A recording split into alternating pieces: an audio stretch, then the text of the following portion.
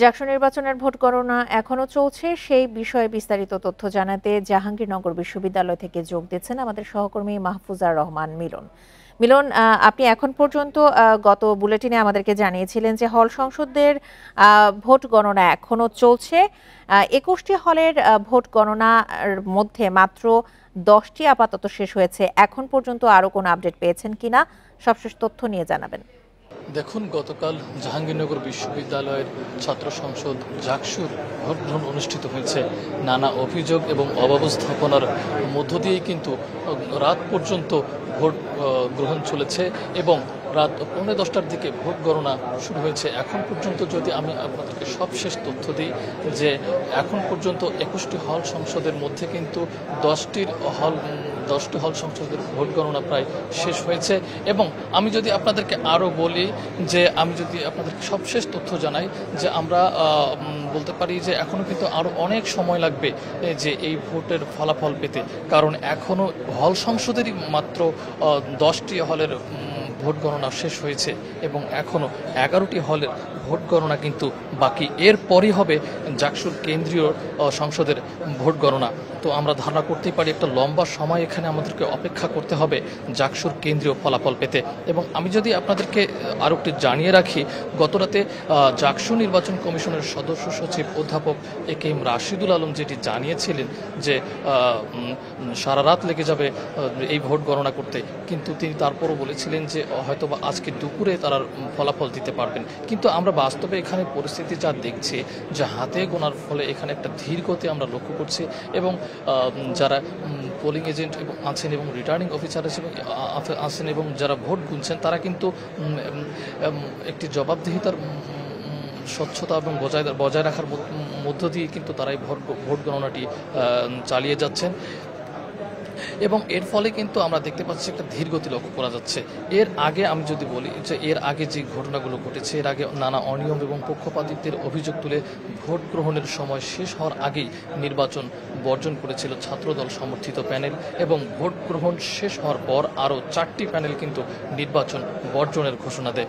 জাকসুতে এবার পূর্ণ ও আংশিক আপনার কাছে জানতে চাই যে যে প্যানেলগুলো ভোট বর্জন করেছে এখন পর্যন্ত সুনির্দিষ্ট আসলে কি কি অভিযোগে তারা এই প্যানেলগুলো ভোট বর্জন করেছে?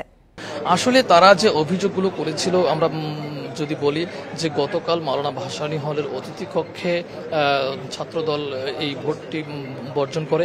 তারা যে অভিযোগগুলো করেছিল যে আঙুলে কালি মুছে যাওয়া, ব্যালট পেপার মেঝেতে পাওয়া যাওয়া এবং ভিপি প্রার্থীকে কেন্দ্রে ঢুকতে না দেয়া, জামায়াত নেতার প্রতিষ্ঠান থেকে ছাপানো ব্যালটে ভোট দেয়া এবং সব হলে ছাত্রদলের প্যানেলের এজেন্টদের থাকতে দেওয়া হয়নি বলে অভিযোগ করেন তারা।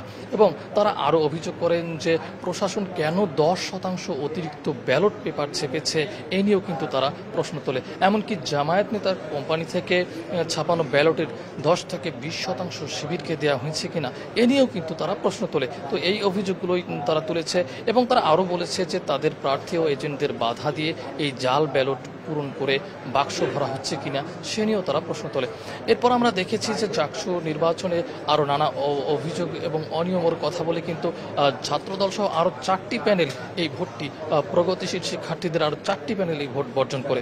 এবং এরপর আমরা আবার দেখেছি যে ছাত্র শিবির সমর্থিত প্যানেলও কিন্তু তারা উল্টো আবার ছাত্রদলকেই দোষ দিচ্ছেন এবং তারা বলছেন যে পরাজয়ের ভয়ে ছাত্রদল। আরেকটা বিষয় একটু জানতে চাই, এই যে পাল্টাপাল্টি যে অভিযোগ দেয়া হচ্ছে, আমরা যদি দেখি যে যেসব অভিযোগগুলো আনা হয়েছে এই বিষয়ে কি নির্বাচন কমিশনের পক্ষ থেকে কিছু জানানো হয়েছে কিনা? আর যদি আমরা হিসেব করে দেখি গতকাল সকাল 9টা থেকে আজ সকাল 9টা পর্যন্ত কিন্তু এই নির্বাচনের সঙ্গে জড়িত সবাই কিন্তু কাজ করছে, বলা যায় যে 24 ঘন্টা হয়ে গেছে। এই সবশেষ তথ্য নিয়ে একটুখানি জানাবেন যে নির্বাচন কমিশনের পক্ষ থেকে তারা কি কোনো কিছু বলেছেন কিনা? আসলে নির্বাচন কমিশন যেটি বলছে যে তারা সুষ্ঠু ভোটের কথা বলছে এবং তারা বলছে যে প্রায় 65 থেকে 70% অর্থাৎ মোটা দাগে যদি বলি আমরা প্রায় 68% তারা ভোট কাস্টিংয়ের কথা বলছেন এবং তারা কিন্তু বলছেন যে যেহেতু ভোট গ্রহণ সুষ্ঠুভাবে সম্পন্ন হয়েছে, যদিও নানা অব্যবস্থাপনা এবং অভিযোগের কথা তারাও স্বীকার করছেন, কিন্তু তারা বলছেন যে যেহেতু ভোট গ্রহণ সুষ্ঠুভাবে সম্পন্ন হয়েছে এবং ভোট গ্রহণের ঠিক কিছুক্ষণ আগ মুহূর্তে ছাত্রদল এবং ভোট গ্রহণের পর অন্যান্য প্যানেল অভিযোগগুলো কিন্তু 5টি প্যানেল মোটে তারা ভোট বর্জন করে। তো তারা বলছে যে এখানে এই ভোট বর্জন করার আর তারা যৌক্তিকতা দেখছে না।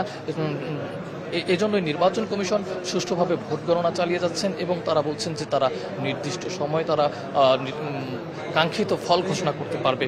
তো নির্বাচন কমিশনের বরাদ্দ যদি আমরা বলি যে তারা কিন্তু এখানে কে কী ধরনের অভিযোগ করছেন তারা এগুলোকে আর আমলে নিচ্ছেন না ওইভাবে। তো আমি যদি আপনাদেরকে আরেকটু জানিয়ে রাখি যে গতকাল কিন্তু এই অভিযোগগুলো তোলার পর 6:45 বিশ্ববিদ্যালয় পরিবহন চত্বরে এক সম্মেলনে কিন্তু ভোট বর্জনের কথা জানিয়েছিল যে 4টি প্যানেল এবং এরপরে কিন্তু এর আগে কিন্তু আমরা দেখেছি যে বিএনপি সমর্থিত কয়েকজন শিক্ষকও কিন্তু এই ভোট বর্জন করেছিল। তাদেরও এই একই অভিযোগগুলো ছিল যে কেন অমোচনীয় কালির সুষ্ঠু ব্যবহার হলো না এবং ব্যালট বাক্সে অতিরিক্ত পেপার দেখা গেল। এ নিয়ে কিন্তু তারা অভিযোগগুলো তুলেছিল এবং নির্বাচন কমিশন এখন পর্যন্ত কিন্তু এই বিষয়গুলো ওইভাবে আমলে নিচ্ছেন না। তারা এখন যে বিষয়টিকে মূলভাবে ফোকাস করছে সেটি হচ্ছে যে সুষ্ঠুভাবে ভোট গণনা সম্পন্ন করে তারা যথাসময়ে একটি ফলাফল প্রকাশ করবে, এটি এখন তাদের মূল লক্ষ্য। তো এই ছিল আমার কাছে সবশেষ জাকসু নির্বাচনের পরিস্থিতি। এখন পর্যন্ত জাকসুর হল সংসদের 11টির গণনা শেষ হওয়া এখনো বাকি রয়েছে। এরপরে গণনা করা হবে ছাত্র সংসদ নির্বাচনের ভোট গণনা। সে বিষয়ে বিস্তারিত তথ্য নিয়ে জানাচ্ছিলেন আমাদের সহকর্মী মাহফুজার রহমান মিলন।